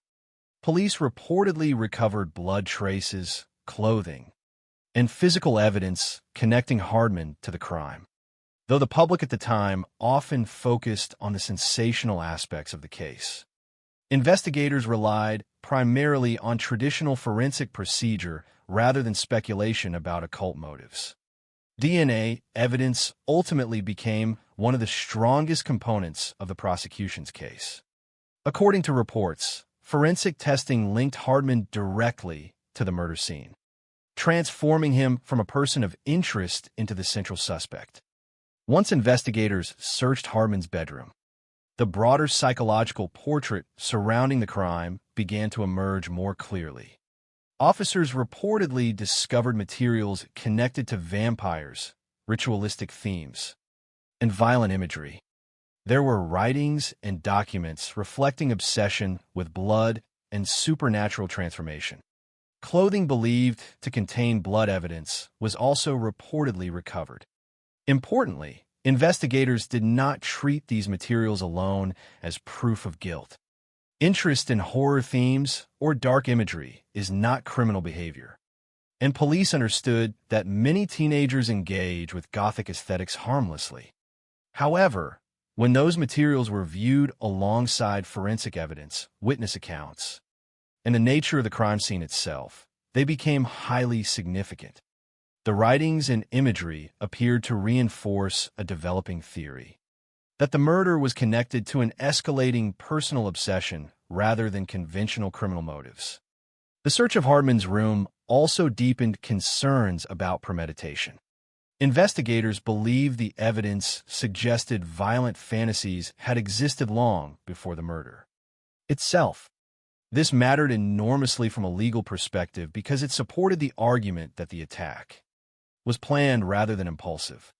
According to later accounts, police increasingly concluded that Hardman had spent weeks immersed in thoughts involving blood rituals, vampires, and killing before finally acting on them. The investigation, therefore, shifted from simply identifying a suspect to understanding the psychological framework behind the violence. When Hardman was questioned, the case became even stranger. According to reports from the investigation, he made statements suggesting he believed blood possessed supernatural power. He reportedly described wanting to become a vampire and expressed curiosity about killing. At times, he allegedly admitted wanting to know what it felt like to take a human life. These admissions shocked both investigators and the public because they seemed to confirm that the symbolic elements of the crime scene were directly tied to his internal fantasies. Yet his statements also created difficult questions regarding mental state and criminal responsibility. Detectives needed to determine whether Hardman genuinely believed in supernatural transformation or whether he was using vampire mythology to explain violent urges he already possessed. During interrogation and psychiatric assessment, inconsistencies reportedly appeared in some of his accounts. Certain details changed over time, particularly regarding intentions involving blood consumption. Such contradictions are not uncommon in major criminal investigations, especially when offenders attempt to rationalize actions after the fact. What remained consistent, however, was the apparent centrality of blood and violence within his thinking before the murder occurred. Psychiatric experts were eventually brought in to evaluate Hardman's mental condition. Their conclusions became critically important because British law requires a high threshold for legal insanity. According to reports presented later in court, specialists determined that although Hardman displayed severe obsessions and disturbed thinking, he still understood the nature of his actions and recognized that they were wrong. This distinction would shape the entire prosecution. The defense could not successfully argue that he lacked awareness of reality altogether. Instead, the case increasingly centered on the idea of a psychologically disturbed but legally responsible offender. Investigators also examined Hardman's behavior after the murder for signs of consciousness of guilt. According to evidence later discussed publicly, he attempted to wash clothing and conceal incriminating materials. Prosecutors argued these actions demonstrated awareness that he had committed a crime and needed to avoid detection. Such behavior contradicted arguments suggesting complete psychotic detachment from reality. In homicide investigations, efforts to hide evidence often become powerful indicators of intent and understanding. By the time police formally established their case against Hardman, fear throughout Landfairpool had partially shifted into disbelief. The idea that the murder might have been committed by a local teenager rather than a hidden cult or unknown predator proved psychologically devastating for many residents. Communities often prefer explanations that place evil outside familiar social boundaries. The realization that extreme violence could emerge from within the village itself was far more unsettling. Parents questioned whether warning signs had been overlooked. Neighbors re-examined previous interactions with Hardman through the lens of hindsight. People remembered disturbing remarks that once seemed theatrical but now sounded ominous. The media, meanwhile, intensified public fascination with the vampire killer narrative. Newspapers emphasized dark clothing, gothic imagery, and ritualistic details, often simplifying the case into a sensational horror story. Yet behind those headlines, detectives had constructed the case through painstaking forensic work, witness interviews, and psychological evaluation rather than mythology. They were not investigating a supernatural phenomenon. They were investigating the actions of a 17-year-old accused of deliberately murdering a vulnerable elderly woman after weeks of violent obsession. As preparations began for trial, the evidence against Matthew Hardman had grown substantial. Forensic links, blood evidence, behavioral testimony, incriminating materials recovered from his room, and his own disturbing statements during questioning. The mystery that initially terrified Landfairpool was gradually being replaced by a grim understanding of what investigators believed had actually happened. The horror no longer came from uncertainty about an unknown killer hiding nearby. It came from the realization that the violence had originated inside the mind of someone who had been living quietly within the community all along. By the time the case against Matthew Hardman reached court in 2002, the murder of Mabel Lation had already become one of the most heavily discussed criminal cases in Britain. What began as a local tragedy in a quiet Welsh village had evolved into a national story shaped by fear, fascination, and sensational headlines. Newspapers across the country focused relentlessly on the language of horror. The phrase vampire killer appeared repeatedly in tabloid coverage, often overshadowing the victim herself and simplifying the case into something that sounded almost fictional. The public became captivated by the disturbing contrast at the center of the investigation. A 17-year-old boy obsessed with vampires accused of murdering a 90-year-old widow in what prosecutors described as a ritualistic killing. Yet once proceedings began inside the courtroom, the atmosphere shifted away from sensationalism and toward legal reality. The trial was no longer about headlines or rumors. It was about evidence, responsibility, and the deliberate examination of one of the most disturbing homicide cases Britain had seen in years. For the prosecution, the central argument was clear from the beginning. They presented the murder not as an impulsive act committed in confusion or panic, but as a planned killing driven by violent obsession.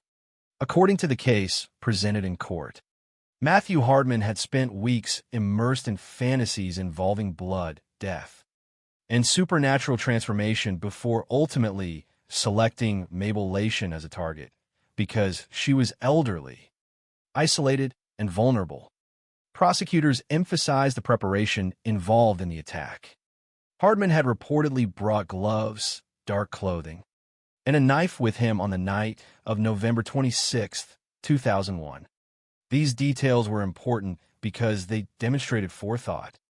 The prosecution argued that he had not wandered accidentally into violence. He had armed himself beforehand and traveled deliberately to the victim's home. The court also heard about the symbolic actions carried out after the killing. The removal of Mabel Lation's heart and the collection of blood were described as evidence that the violence extended beyond homicide into ritualistic behavior connected to Hardman's obsessions. Prosecutors carefully framed these acts not as supernatural phenomena, but as manifestations of disturbed personal fantasies. This distinction mattered because the court needed to separate sensational mythology from factual criminal behavior. The prosecution did not argue that Hardman belonged to an occult cult or practiced real supernatural rituals. Instead, they argued that he personally believed blood and violence carried transformative meaning. That belief, according to investigators, became central to his motive. The evidence presented during the trial painted a deeply unsettling psychological portrait. Jurors heard testimony regarding Hardman's fascination with vampires, blood, and death. Materials recovered from his room reportedly included writings, violent imagery, and ritual-themed documents connected to those obsessions. Witnesses described comments he had allegedly made before the murder, including statements about wanting to know what killing felt like and fantasies about becoming a vampire. In hindsight, those remarks sounded chillingly direct. During the trial, prosecutors used them to support the argument that violent thoughts had existed long before the murder occurred. The forensic evidence presented in court was equally significant. Investigators detailed the blood evidence, physical traces, and DNA findings linking Hardman directly to the crime scene. These scientific findings became a foundation of the prosecution's case because they connected the disturbing psychological material recovered from his room to the physical reality of the murder itself. Without forensic evidence, the case might have risked becoming distorted by speculation surrounding Gothic imagery and sensational media coverage. Instead, prosecutors grounded their arguments in physical proof. Blood traces, clothing evidence, and DNA analysis reinforced the conclusion that Hardman had entered the house, carried out the attack, and attempted afterward to conceal aspects of the crime.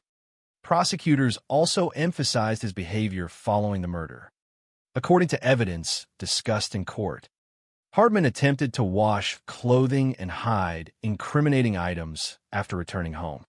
These actions became legally important because they suggested consciousness of guilt. In criminal law, efforts to conceal evidence often indicate that a defendant understood the wrongfulness of their actions. This point became particularly relevant because the defense faced the difficult task of addressing Hardman's mental state. Throughout the proceedings, one of the major underlying questions involved responsibility. Was Matthew Hardman legally insane at the time of the murder? Or was he a psychologically disturbed individual who still fully understood what he was doing? Psychiatric experts called during the case reportedly acknowledged that Hardman displayed severe obsessions and deeply abnormal thinking patterns. His fixation on vampires, blood rituals, and supernatural transformation was not disputed. However, experts also concluded that he remained aware of reality and understood the nature of his actions. Under British law, that distinction was critical. Legal insanity requires a profound inability to recognize the nature or wrongfulness of one's conduct. According to the psychiatric evaluations presented, Hardman did not meet that threshold. He may have been disturbed, obsessive, and psychologically unstable, but he still knew killing was wrong. This conclusion shaped the entire direction of the trial. The defense, therefore, could not rely on a full insanity argument capable of removing criminal responsibility altogether. Instead, attention shifted toward his age, mental immaturity, and obsessive psychological condition. Hardman was only 17 years old at the time of the murder. That fact influenced both public reaction and sentencing considerations. Across Britain, many people struggled to comprehend how someone so young could commit such extreme violence. The age of the defendant became almost as shocking to the public as the ritualistic elements of the crime itself. The courtroom atmosphere reportedly reflected this tension constantly. On one side stood the horrifying details of the murder. The deliberate targeting of a frail, elderly woman, the repeated stabbing, the mutilation after death, and the symbolic collection of blood. On the other stood a teenage defendant whose appearance contrasted sharply with the monstrous image created by newspaper headlines. Cases involving very young offenders often generate a uniquely disturbing emotional conflict because society struggles to reconcile youth with extreme brutality. During the proceedings, prosecutors described the murder using words such as brutal, sickening, and beyond ordinary homicide. The court heard descriptions of the violence inflicted upon Mabel Lation and the ritualistic actions that followed her death. Importantly, the prosecution consistently returned focus to the victim herself rather than allowing the case to become consumed entirely by sensational imagery. Mabel Lation was 90 years old. She lived alone. She posed no threat to anyone. Prosecutors argued that she had been specifically selected because she was physically incapable of meaningful resistance. This point carried enormous emotional weight. The crime was not only violent, it was profoundly unequal. A vulnerable elderly widow had been attacked inside her own home by a much younger and stronger offender who allegedly viewed her vulnerability as an advantage. Public reaction to the trial remained intense throughout 2002. Media coverage often emphasized the Gothic and vampire aspects of the case because those elements generated fascination and fear. Yet many observers also recognized the danger of oversimplification. Experts and commentators repeatedly stressed that Gothic culture itself was not responsible for the murder. Millions of people engage with horror fiction, vampire mythology, dark music, or alternative fashion without becoming violent. The court proceedings reinforced this distinction by focusing not on subculture, but on individual behavior, planning, and psychological obsession. Investigators found no evidence that Hardman belonged to an organized satanic cult or broader violent movement. The ritualistic aspects of the crime appeared to originate from his own private fantasies and distorted beliefs rather than external ideological influence. As the trial progressed toward conclusion, the prosecution's narrative became increasingly difficult to challenge. The combination of forensic evidence, witness testimony, behavioral evidence, psychiatric assessment, and Hardman's own statements created a powerful case. Ultimately, Matthew Hardman was convicted of murder. The verdict confirmed the court's conclusion that he had acted with deliberate intent and retained legal responsibility for his actions despite his psychological disturbances. Sentencing followed afterward. Because Hardman was under 18 years old at the time of the offense, the legal framework differed from that applied to adult murderers. He received a life sentence, with a minimum term to be served before any possibility of parole consideration. The judge reportedly described the crime as exceptionally brutal and deeply disturbing. Even within the context of serious homicide cases, the murder stood out because of its ritualistic nature, the vulnerability of the victim, and the age of the offender. For many people observing the trial, the verdict brought a sense of closure regarding legal responsibility, but not emotional understanding. The central questions haunting the case remained difficult to answer fully. How had violent fantasy evolved into real murder? Could warning signs have been recognized earlier? Had isolation and obsession gradually detached Hardman from ordinary moral boundaries? Or had deeper psychological problems already existed long before anyone noticed? The court could establish guilt, examine evidence, and determine sentencing. What could not fully explain was the deeper human collapse that transformed obsession into violence. Outside the courtroom, Landfair Pool continued grappling with the aftermath. Residents who once viewed their village as untouched by serious crime now carried the memory of a murder that had drawn international attention. Elderly members of the community reportedly struggled with lasting fear. Many people remained disturbed not only by the brutality itself, but by the realization that the offender had been someone local, someone who had moved quietly through ordinary village life before the crime occurred. In the years following the trial, the case continued appearing in documentaries, true crime discussions, and lists of Britain's most disturbing murders. Yet public memory often remained dominated by the sensational label vampire killer. Lost beneath that phrase was the simpler and more painful truth presented throughout the trial itself.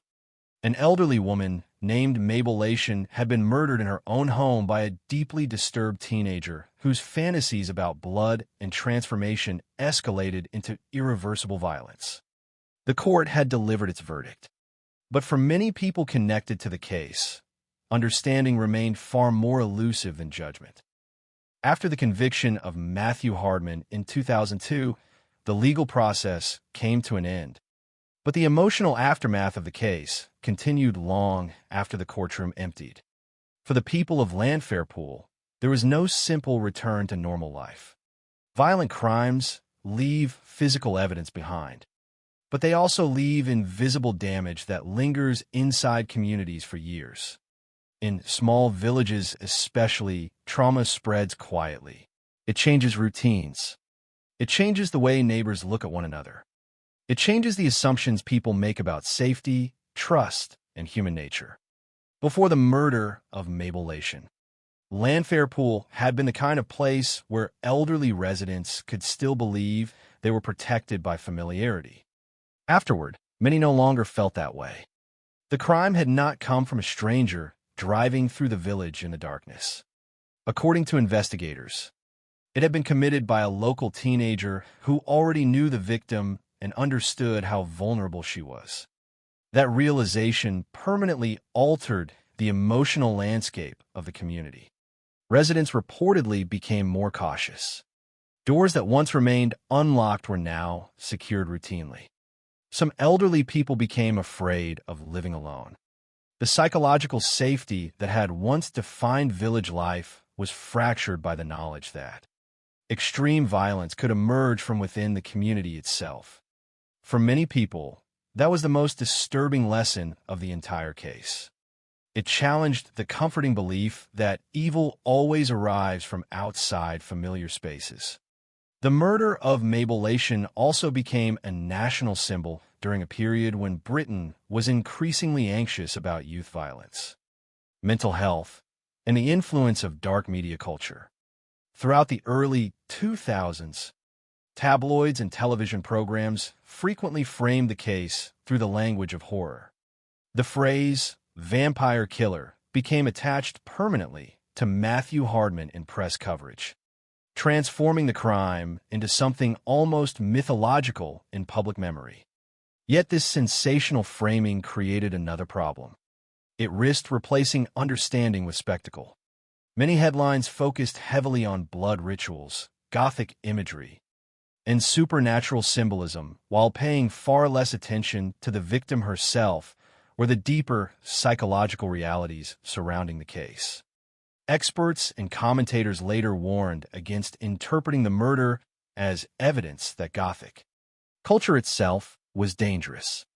Millions of people engage with horror films, vampire fiction, dark fashion, and alternative music without ever becoming violent. In fact, most members of Gothic communities strongly rejected the idea that the case represented their culture in any meaningful way. Investigators themselves found no evidence that Hardman belonged to an organized satanic group or a cult organization. The ritualistic aspects of the crime appeared to originate from his personal obsessions rather than any wider movement. This distinction mattered because moral panics often emerge after shocking crimes, especially when the offender displays unusual interests or aesthetics that society already views with suspicion. Throughout modern history, communities have repeatedly attempted to explain violence by blaming music, fashion, literature, or subculture. But cases like this are rarely that simple. What investigators ultimately uncovered was not a hidden cult operating in rural Wales, but a deeply disturbed individual whose violent fantasies gradually consumed his thinking. The real danger was not Gothic symbolism itself. It was obsession detached from empathy, morality, and reality. Even so, the case sparked wider discussions about adolescent mental health and the warning signs of escalating violent fantasy. After the trial, many people revisited earlier reports about Hardman's behavior. Classmates had remembered disturbing comments about blood, death, and wanted to know what killing felt like. Some recalled him speaking about becoming a vampire. At the time, those remarks had largely been dismissed as theatrical or immature. In hindsight, they appeared ominous. This retrospective process is common after shocking crimes. Communities search desperately for missed signals because it is psychologically easier to believe violence could have been prevented than to accept how unpredictable human behavior sometimes is. Yet hindsight also creates dangerous illusions. Once people know the outcome, ordinary warning signs suddenly appear obvious. The truth is more uncomfortable. Many troubled teenagers express dark fantasies, fascination with horror, or socially unsettling ideas without ever committing violence. Distinguishing fantasy from genuine danger is extraordinarily difficult, even for professionals. Still, the Hardman case intensified debates about how families, schools, and communities should respond when violent obsessions appear to deepen over time. Mental health professionals examining the case often emphasize the importance of isolation and fixation. Adolescence is a period when identity remains unstable and highly vulnerable to obsessive thinking. For most young people, dark fantasies remain symbolic or temporary. But in rare cases, obsession can gradually replace emotional connection with other people. According to the evidence presented during the investigation and trial, Matthew Hardman had become increasingly immersed in fantasies involving blood, death, and transformation before the murder occurred. Over time, those fantasies appeared to gain emotional importance within his private inner world. Eventually, the symbolic barriers separating imagination from action collapsed. That transition remains one of the most frightening aspects of the case because it illustrates how violence sometimes develops incrementally rather than suddenly. There was no evidence of a dramatic overnight transformation.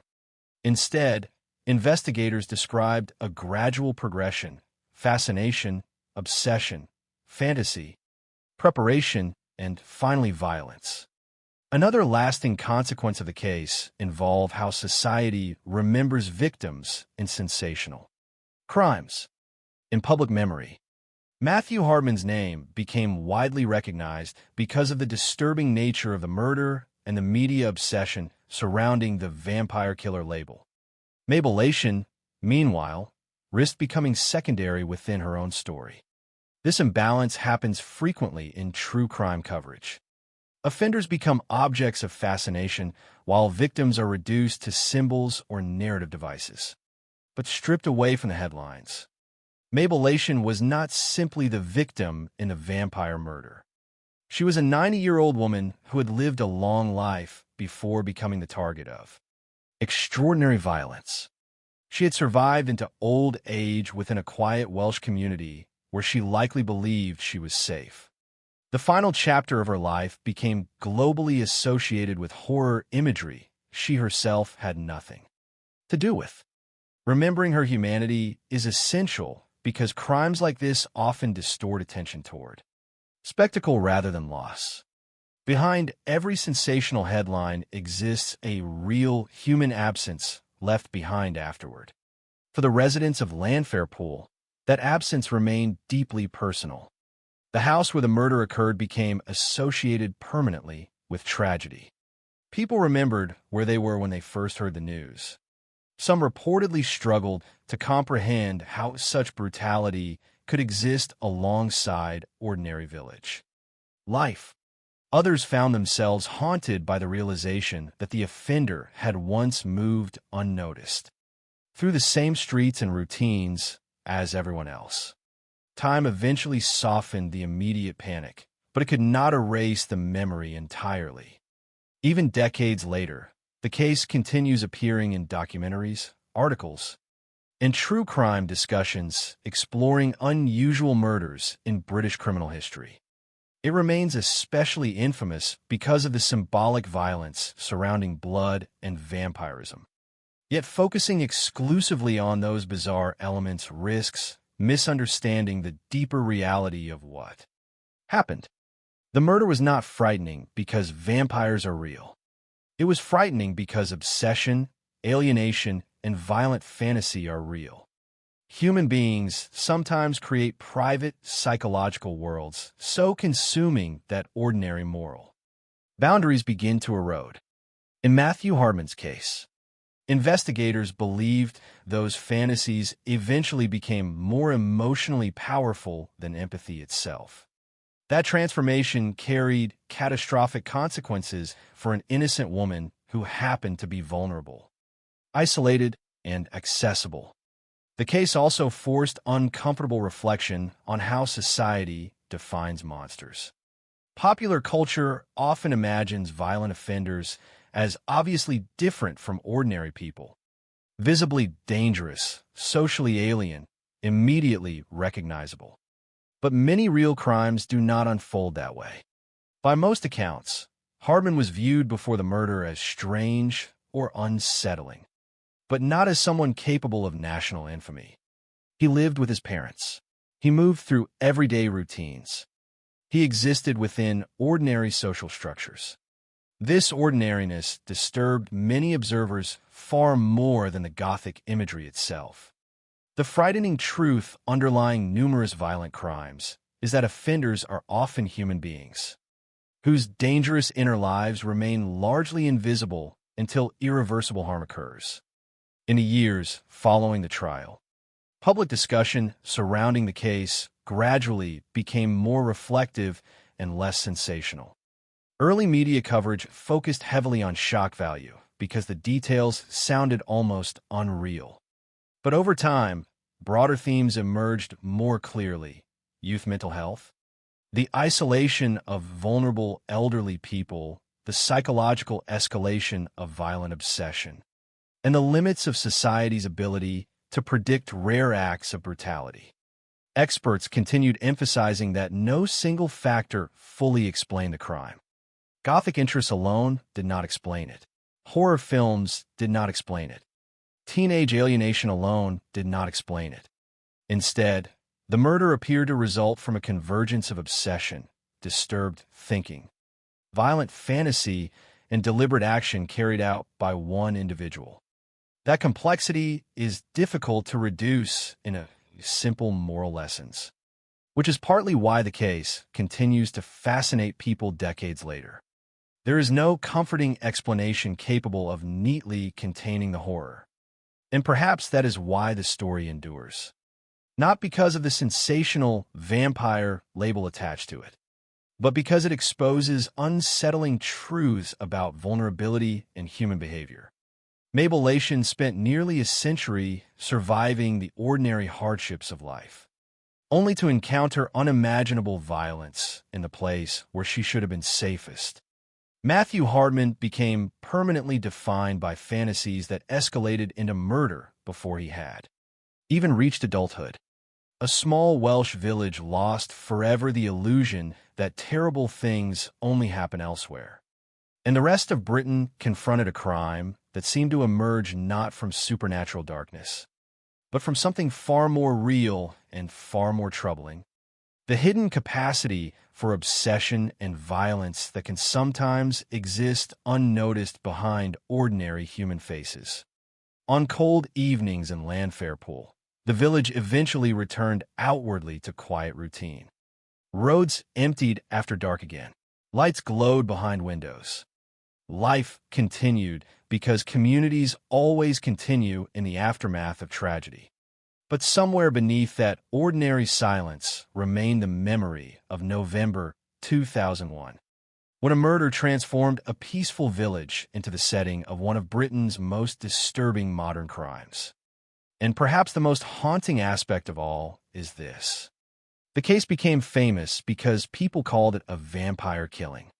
Yet there were never any monsters from folklore involved. Only human beings, human vulnerability, and the devastating consequences of obsession left unchecked. More than 2 decades have passed since the murder of Mabel Lation.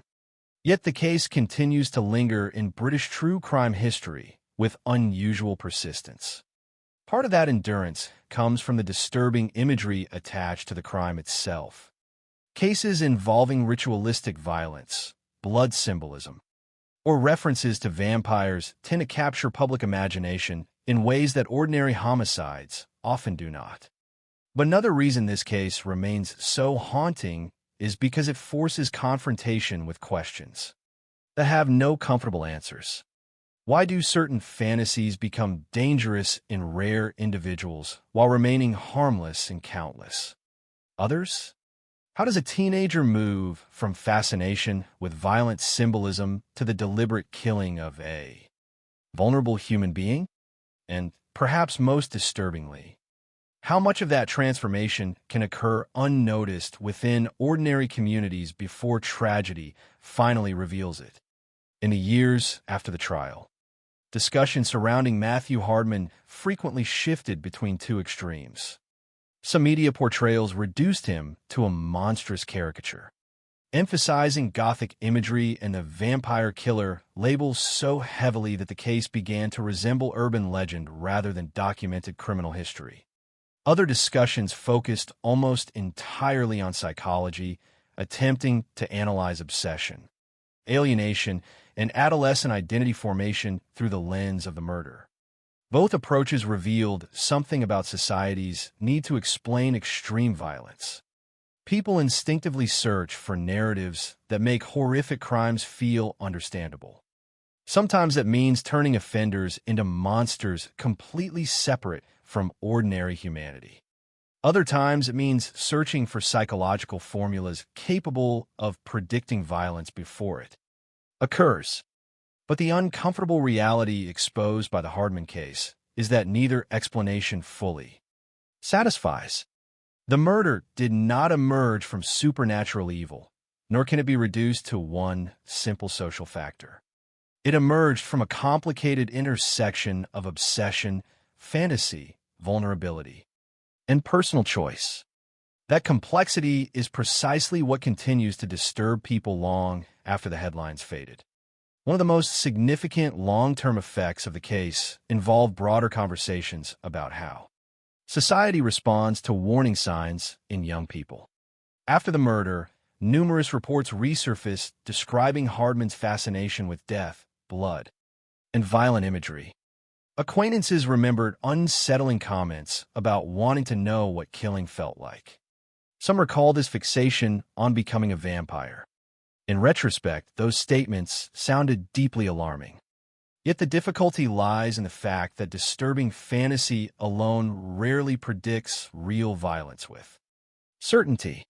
Adolescence is often filled with experimentation, emotional instability, exaggerated identity performance, and fascination with taboo ideas. Most teenagers who engage with horror imagery, dark music, or violent fiction never harm anyone. That distinction became extremely important in the aftermath of the case because public panic initially threatened to blur the line between unusual interests and genuine danger. Experts repeatedly stressed that Gothic culture itself was not responsible for the murder. Millions of people worldwide participate in Gothic fashion, music, literature, and aesthetics without displaying violent tendencies. In fact, many members of those communities expressed frustration and fear after the trial because sensational media coverage seemed to portray their interests as inherently sinister. The danger in Matthew Hardman's case was not simply that he liked vampire stories or dark symbolism. It was that those obsessions appeared to evolve into something psychologically consuming and behaviorally dangerous. According to the investigation, his fantasies did not remain symbolic. Over time, they became connected to real-world violence and deliberate planning. Understanding that difference matters because moral panics can easily distort public understanding. After shocking crimes, throughout history, societies have repeatedly blamed music, books, films, games, or youth subcultures whenever violence appears difficult to explain. Yet the deeper reality is usually more complicated and far more individual. The Hardman case also intensified discussions about loneliness and emotional isolation. Although only limited details about his private life became public, the portrait emerging from the investigation suggested someone increasingly immersed in an inner world dominated by violent fantasy. Obsession often grows most dangerously in isolation because there are fewer external relationships capable of challenging distorted thinking. In healthy social environments, empathy and ordinary human interaction tend to interrupt fantasies before they become consuming. But when someone withdraws psychologically into private symbolic worlds centered on power, blood, death, or transformation, moral boundaries can begin eroding gradually over time. Investigators believed this process occurred in the weeks leading up to the murder. Hardman reportedly spent significant time engaging with violent imagery and thoughts involving supernatural transformation through blood. Eventually, according to prosecutors, the distinction between fantasy and action collapsed completely. Cases like this, therefore, become deeply unsettling not only because of the violence itself, but because they reveal how incremental psychological deterioration can be. There was no dramatic moment when an ordinary teenager suddenly transformed into a killer overnight. Instead, there appeared to be a progression, fascination becoming obsession, obsession becoming identification, identification becoming planning, and planning becoming violence. Another enduring question surrounding the case involves responsibility and mental illness. During the trial, psychiatric experts concluded that although Hardman displayed deeply abnormal obsessions and disturbed thinking, he still understood the nature and wrongfulness of his actions. Legally, this distinction meant he remained responsible for the murder. But psychologically, the case continued challenging simplistic definitions of sanity and evil. Human behavior does not always fit neatly into categories of rational or irrational, sane or insane. People can hold bizarre fantasies while still understanding legal and moral boundaries. They can become emotionally detached from ordinary empathy without losing awareness of reality itself. This ambiguity is partly why the case remains so difficult for the public to process. If Hardman had been declared entirely psychotic, some observers might have interpreted the crime as the product of complete mental collapse. Instead, the court concluded that he knew what he was doing. That conclusion forced people to confront the possibility that deliberate cruelty can coexist with outward normality and partial rationality. Yet amid all the psychological analysis and media fascination, perhaps the most important perspective is the simplest one: the life lost. True crime stories often become dominated by offenders because violence naturally draws attention toward the person who committed it. But focusing too heavily on the killer risks erasing the victim as an individual human being. Mabel Lation was not merely a symbol in a sensational murder case. She was a 90-year-old woman who had reached the final stage of a long life before encountering unimaginable violence. The details preserved in investigative records describe vulnerability and suffering, but they also point indirectly toward a quieter truth.